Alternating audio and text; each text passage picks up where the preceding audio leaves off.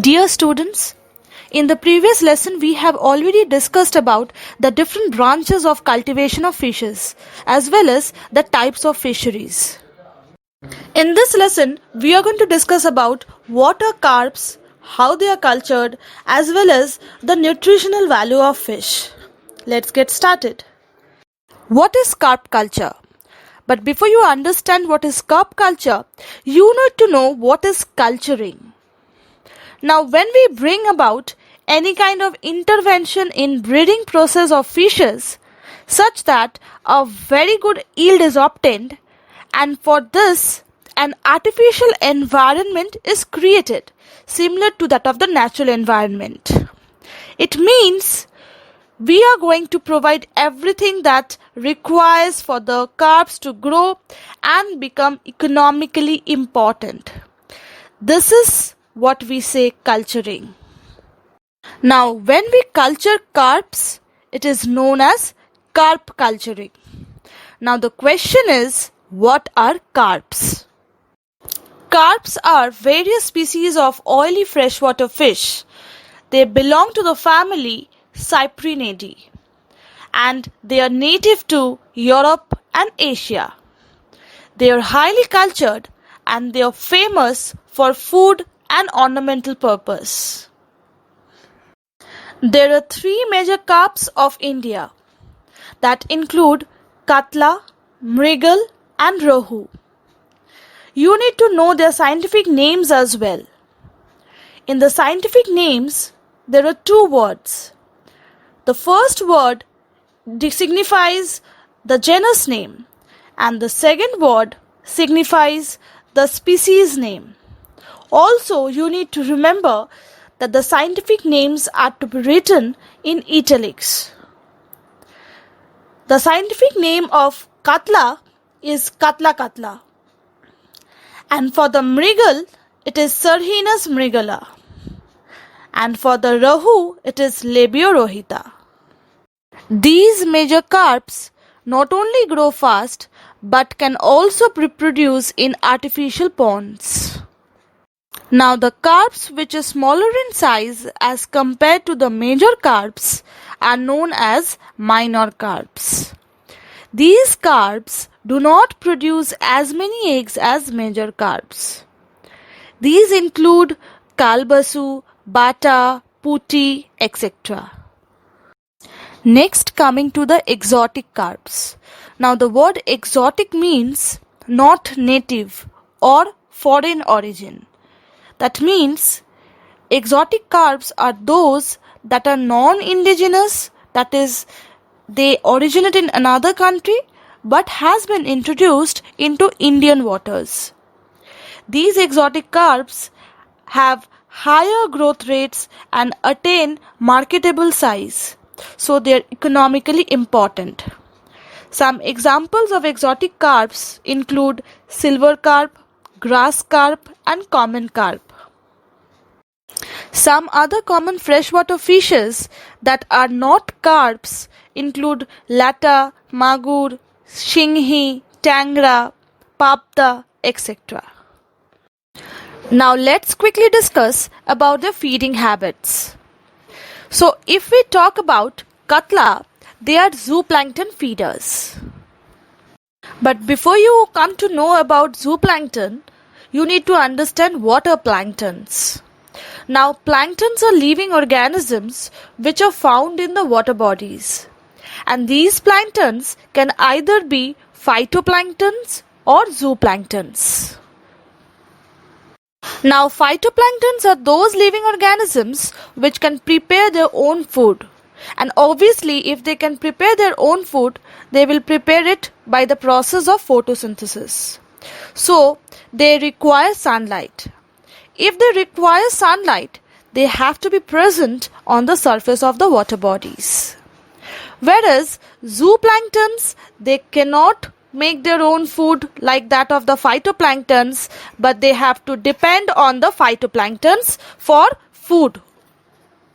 Now when we talk about katla, they feed upon zooplanktons. Also, they are the surface feeders. That means they remain on the surface of the water bodies. Again, rohu, that is Labiorohita, are the omnivorous ones. That means they feed upon both zooplanktons as well as phytoplanktons. They are column feeders. Whereas mrigal are detrivorous and they are bottom feeders. If we consider this as water bodies, here the three zones demarcated tells us which carps are present in which zones for feeding. Now the carps which are smaller in size as compared to the major carps are known as minor carps.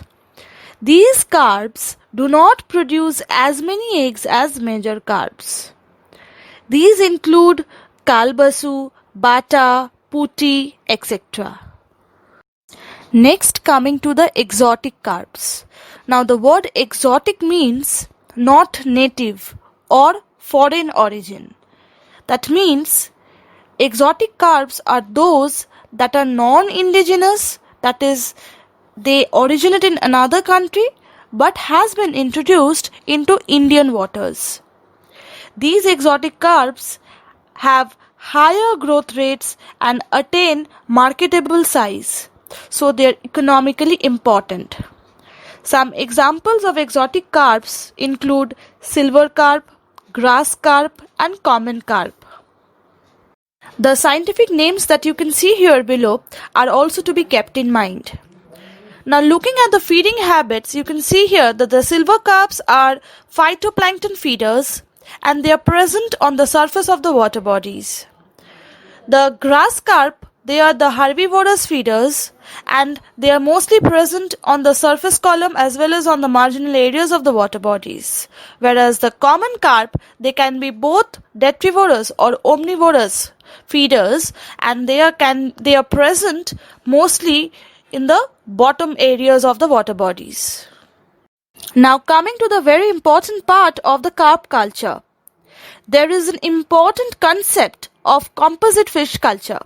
So whenever we are talking about composite, it means we are referring to stocking different kinds of fishes in the same pond. So that means varieties of fishes are present here. The main objectives of the composite fish culture is to select and grow compatible species of fish of different feeding habits. Now why it is so? Because in order to avoid competition, fine. If they have different feeding habits, obviously they will feed upon different types of food available there and they will be available in different regions of pond, because of which there will be maximum food production. But if you come up with similar types of food habits, if you provide them the food, they will be competitive in nature, which will create a negative impact on the fish production.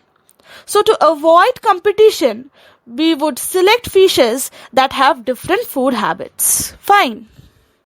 Now referring to composite fish culture. Now as I've stated before that if you go for culturing of fishes, an environment should be created which is similar to the natural environment for fishes to survive.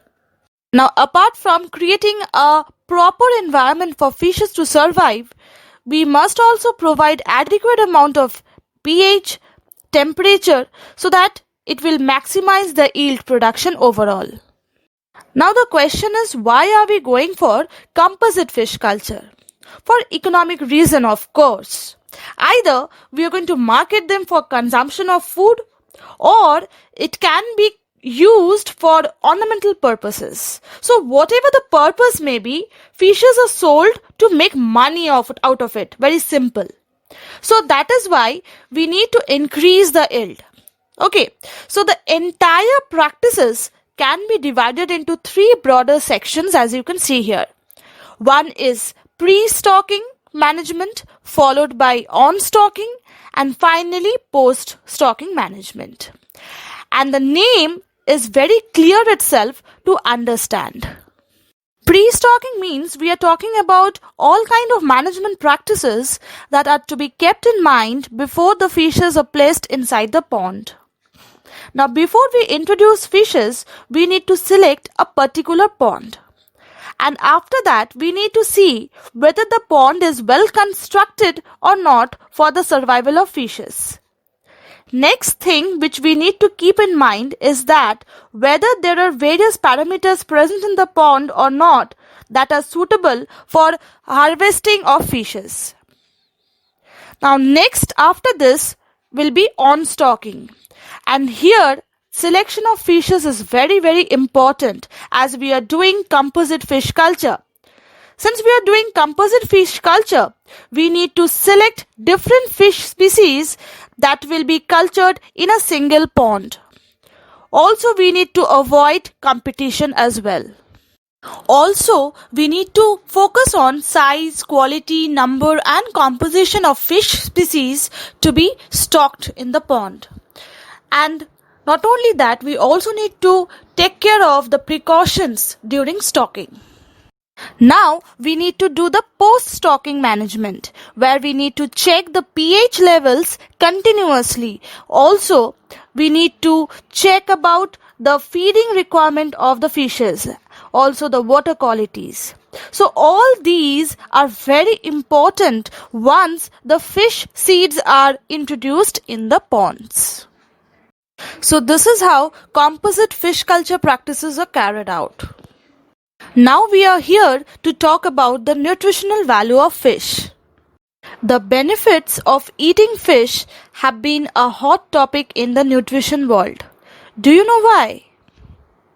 Well, apart from proteins and vitamins, fish has got omega-3 fatty acids, because of which it is gaining popularity. Now, the question is, what is so special about these omega-3 fatty acids? Omega-3 fatty acids comprise of two important polyunsaturated fatty acids. They include eicosapentaenoic acid and docosahexaenoic acid. These two polyunsaturated fatty acids are primarily found in fatty fish and fish oils. Now, these fatty acids help in proper cell membrane functioning as well as helping in proper fetal development. Not only that, it also reduces the risk of heart disease, Alzheimer's disease. It also lowers triglyceride levels and decrease inflammation as well as improve weight management. Healthy adults should consume at least 250 to 500 milligram of omega-3 on a daily basis to get cardioprotective benefits. Fish is also rich in calcium, phosphorus and a great source of minerals such as iron, zinc, magnesium, potassium, iodine. So those who are non-vegetarians, they should have more fish in their diet, especially oil fish like salmon and sardines that consist of omega-3 fatty acids. So this was all about fish culture and the importance or the nutritional value of fish. Stay tuned. Thank you.